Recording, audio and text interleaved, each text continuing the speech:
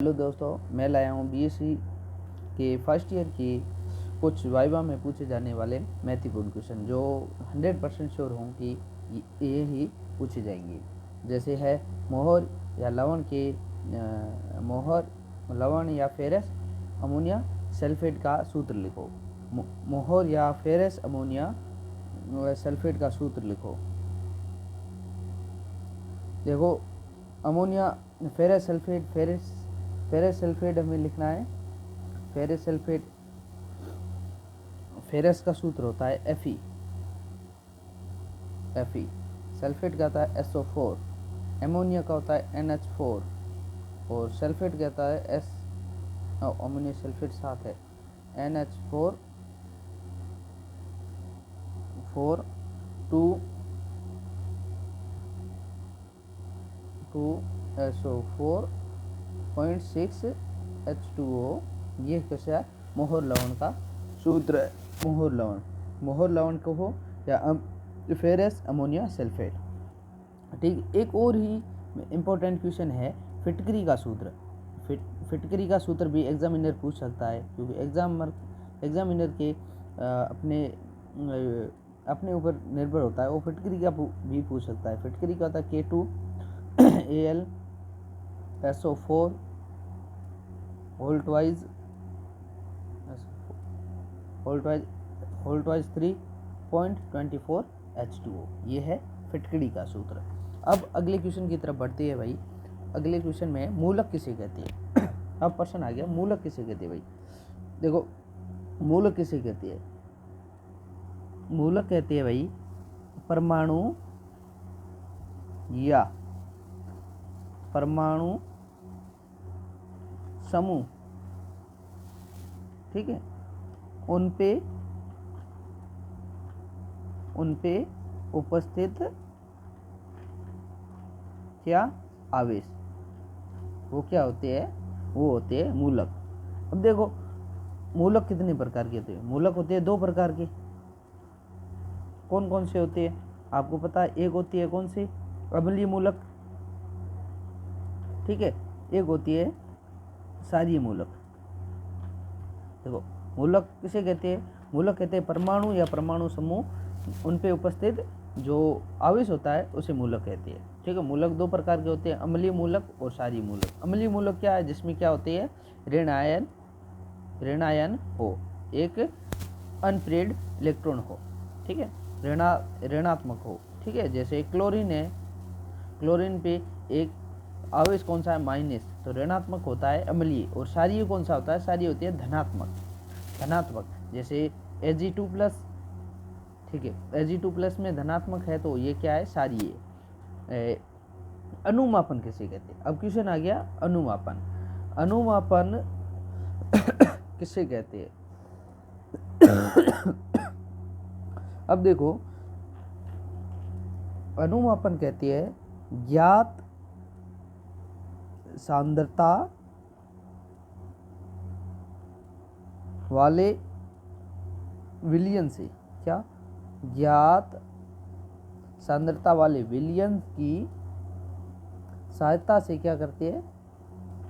सहायता से अज्ञात विलयन की, अज्ञात सांद्रता वाले विलयन की सांद्रता ज्ञात करना क्या कहलाता है? करना अनुमापन कहलाता है। ठीक है।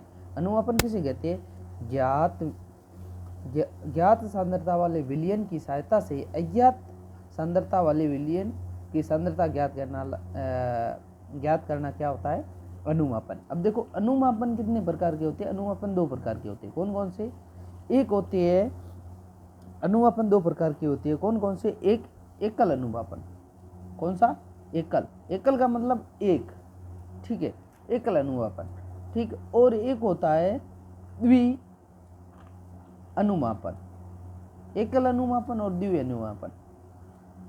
अब देखो यहाँ एक देखने की बात है, इसमें एकल वर्ड है, उसमें मतलब एक ज्ञात विलयन से हम क्या कहते हैं?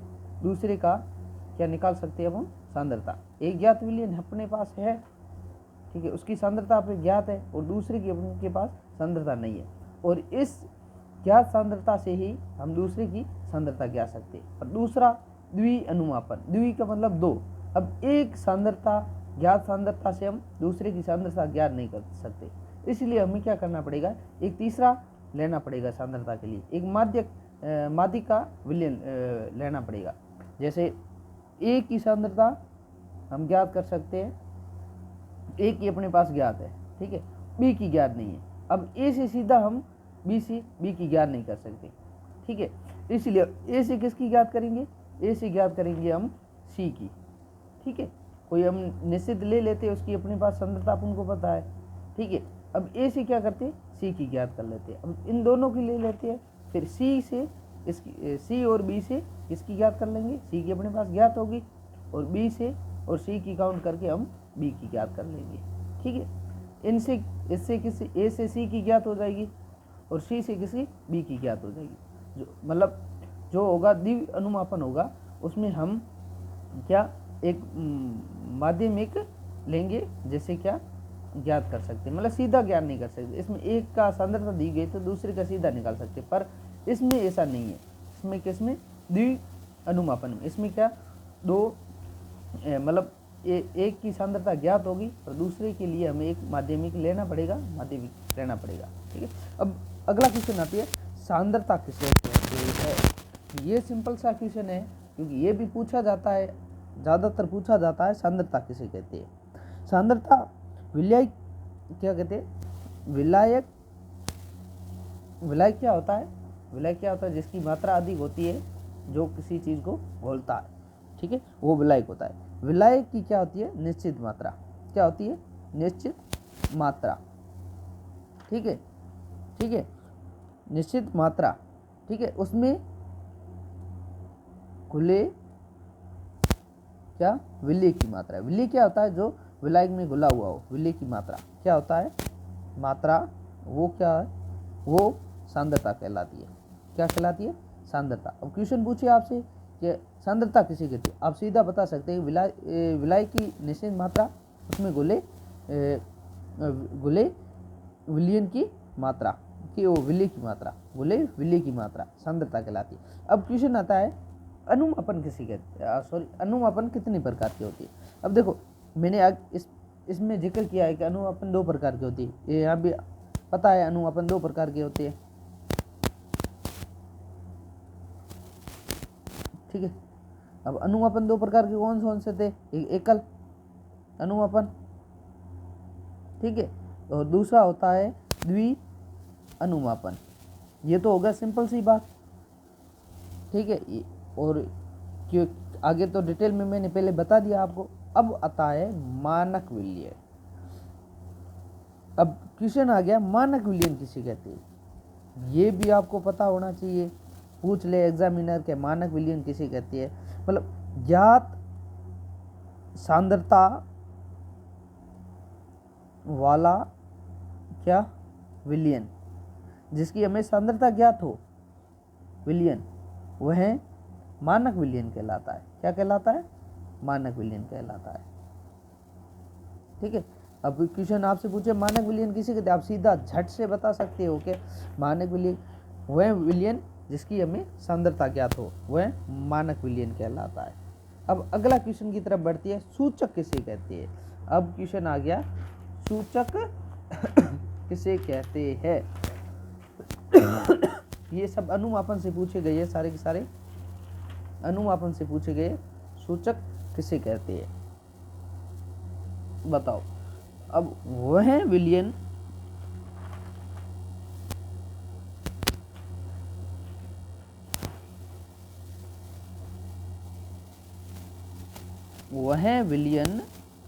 मैं किसका बता रहा हूं, सूचक का, वह विलयन, ठीक है, वह विलयन जो क्या, रंग परिवर्तन के द्वारा क्या बता दे, अंतिम बिंदु, द्वारा परिवर्तन के द्वारा क्या बता दे, अंतिम बिंदु मतलब अंतिम बिंदु या ब्यूरेट पाठ्यांक,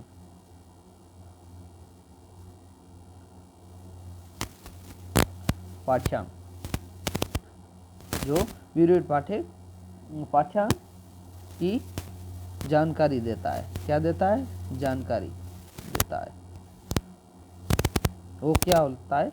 सूचक किसे कहते हैं? वो है विलयन जो रंग परिवर्तन के द्वारा अंतिम बिंदु या ब्यूरेट पाठ्य की जानकारी देता है। वह होता है, वह क्या होता है? वह होता है सूचक। अब आ गया है विलयन किसे कहते हैं? विलयन क्या होता है? आगे हम पढ़ चुके हैं विलयन क्या होता है। विलयन होता है विलायक प्लस विलय बराबर क्या होता है? विलयन। और इनका मिश्रण होता है, कौन सा होता है? समांगी मिश्रण। विलायक तथा विलय का समांगी मिश्रण विलयन कहलाता है। क्या कहलाता है? विलयन कहलाता है। ठीक है। अब आ जाता है इंपॉर्टेंट क्वेश्चन, ये तो एग्जामिनर पक्का ही पूछेगा। ठीक है। पहला प्रश्न आता है मोललता। अब भाई मोलरता और नॉर्मलता, ये तीनों क्वेश्चन एक दूसरे से सिमिलर है। तीनों में से एक दूसरे के सिमिलर है। जैसे मोललता है, मोललता में आपको क्या लेना है? इसमें केजी लेना है या ग्राम लेना है। ठीक है। केजी या 1000 ग्राम। ठीक है। केजी या 1 ग्राम क्या है? विलायक। ठीक है। विलायक मतलब जिसमें घुल रहा है। 1 केजी विलायक में, ठीक है, उपस्थित 1 केजी विलायक में उपस्थित विलय के मोलों की संख्या, मोलों की संख्या क्या कहलाती है? मोललता। अब देखो मोललता में क्या आता है? मोललता में क्या आता है? 1 केजी आता है। और मोलरता जिसमें रह नहीं है उसमें केजी लिख दो। ठीक है। इसमें रह है उसमें लीटर लेते हैं। तो देखो ये मैं ऐसा नहीं है, कोई नियम नहीं है, मैं ऐसे ही बता रहा हूँ, या मतलब कंफ्यूजन ना हो। इसमें क्या होता है कि 1 लीटर विलायक में उपस्थित विलय के मोलों की संख्या।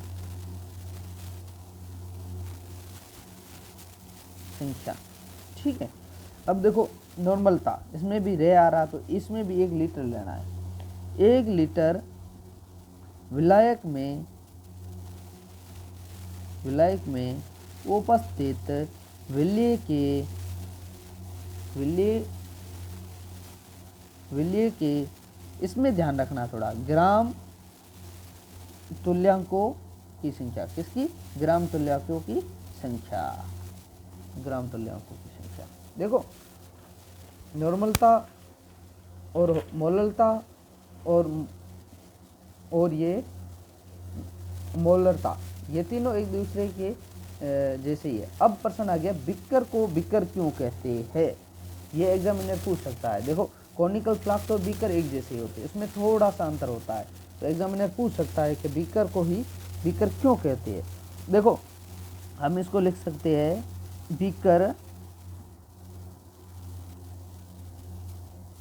बीकर एक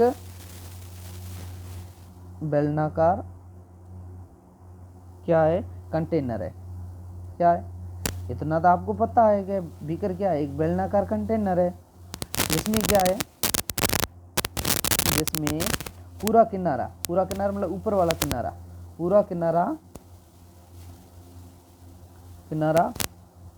गोल ना होकर, देखो कॉनिकल फ्लास्क में ऊपर सारा क्या होता है? गोल होता है। पर बीकर में ऐसा नहीं होता है। गोल कंटेनर तो होता है पर ऊपर का किनारा सारा क्या? गोल नहीं होता है। गोल नहीं होता है, गोल ना होकर उसमें चोंच के समान समान एक क्या बनी रहती है, बिक, एक बिक बनी रहती है होती है, बनी होती है, क्या होती है, एक बिक बनी रहती है, होती है, जिसके कारण, इसलिए इसे क्या कहते हैं, बिकर।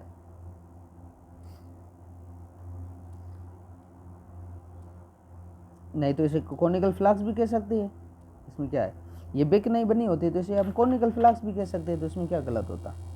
ठीक है, बीकर को बीकर क्यों, क्योंकि एक बेलनाकार कंटेनर है, उसमें पूरा किनारा गोल ना होकर एक चोंच के समान बिक निकली रहती है, इसलिए इसे बीकर कहते हैं। सिंपल, श्योर, हो गया। अब प्रश्न आ गया, अम्लीय मूलक किसे कहते हैं। अब अम्लीय मूलक देखो, मैंने पहले से आपको बता दिया अम्लीय मूलक किसे कहते हैं। अम्लीय मूलक भाई देखो, अम्लीय मूलक वह परमाणु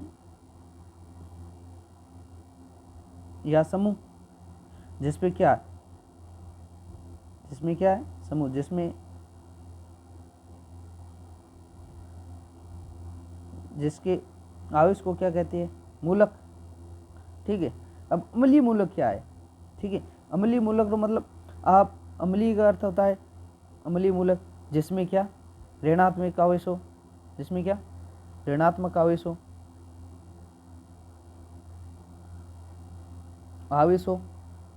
वह अम्लीय मूलक है। ठीक है, तथा इनको कितने भागों में, देखो अम्लीय मूलक को कितने, 3 भागों में डिवाइड किया है। कौन कौन से, पहला है दुर्बल अम्लीय। ठीक है, पहला दुर्बल अम्लीय, दूसरा प्रबल अम्लीय, और तीसरा सामान्य अम्लीय। ठीक है, सामान्य अम्लीय, 3 भागों में। देखो अब अकार्बनिक और कार्बनिक जो अभिकर्मक होते हैं, उनकी जो पहचान होती है वो भी देखो बीएससी में आती है। 3 कौन से आते हैं, अम्लीय, और 3 आते हैं क्षारीय। ठीक है, तो 3 क्षारीय, और इनमें से देखो हमें प्रैक्टिकल करते हैं ना, उसमें ध्यान रखने का, दुर्बल में हमेशा क्या, H2SO4 कौन सा, तनु से क्या क्रिया करेगा। ठीक है, तो ये क्या, इसकी निश्चयात्मक जांच नहीं है, पर इससे क्रिया करता है तो मतलब दुर्बल अम्लीय होगा, इसमें कोई ना कोई समूह होगा। ठीक है, प्रबल अम्लीय है तो ये क्या, H2SO4 कौन सा, सांद्र। ठीक है, सांद्र से क्रिया करेगा, तो ये क्या होगा, ये, और गर्म करना पड़ेगा, थोड़ा गर्म करेंगे तो ये क्रिया करेगा, तो ये हो सकता है कौन सा, ये हो सकता है प्रबल अम्लीय। ठीक है, अब अगला है सामान्य, ये क्या, NaOH से क्रिया करेगा। ठीक, NOH से या HCl से क्रिया करेगा। ठीक है, तो ये हो गया। ठीक है, क्रिया करेगा और हमें पता चलेगा HCl, और ये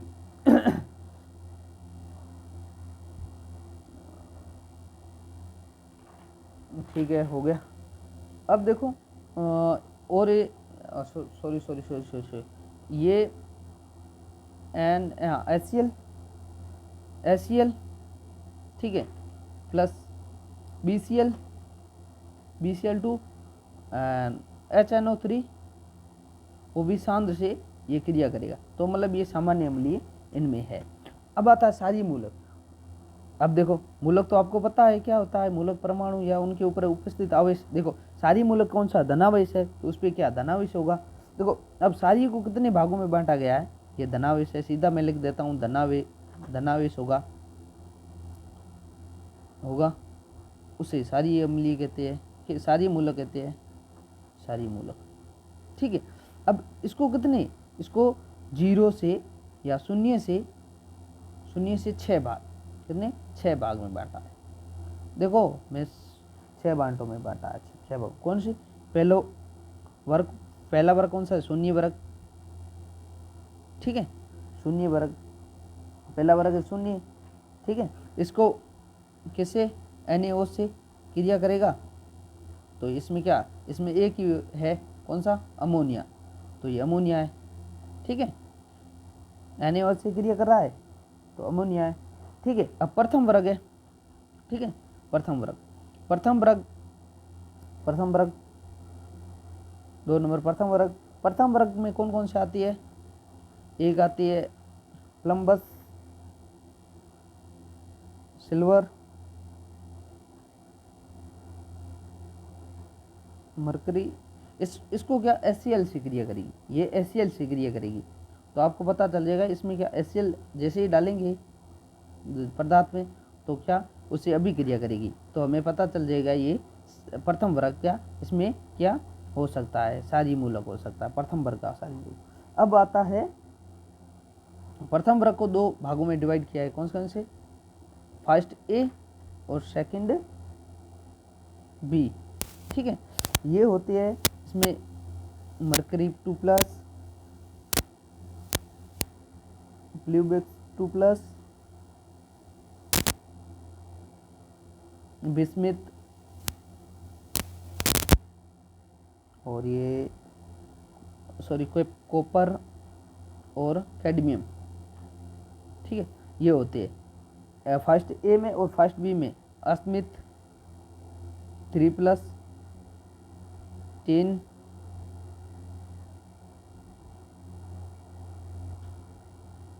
SN4 एंड SN3।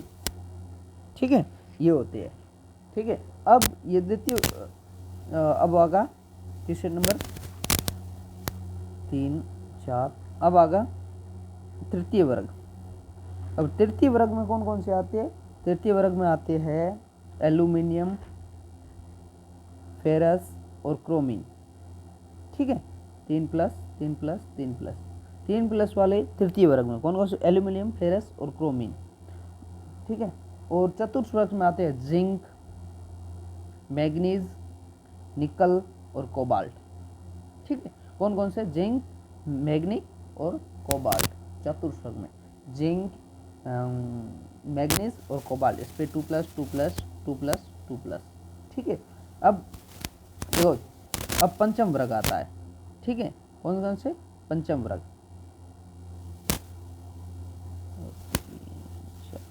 पंचम वर्ग अब कौन सा आता है? पंचम वर्ग। पंचम वर्ग होता है, पंचम वर्ग में आता है बेरिलियम 2+, 2+, 2+।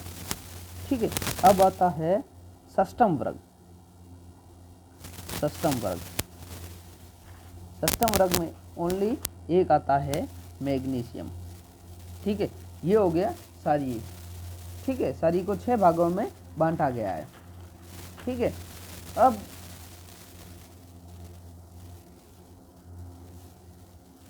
ये हो गया। अब आगे देखो